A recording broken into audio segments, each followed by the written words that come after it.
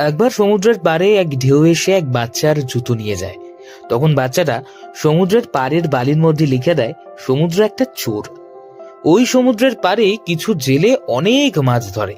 সেই জেলেগুলির মধ্যে এক জেলে সমুদ্রের পাড়ে লিখলো, সমুদ্র আমার কাছে ভগবান। এক যুবক সমুদ্রে ডুবে মারা গেল। তার মা বালির মধ্যে লিখলো, সমুদ্র একটা খুনি।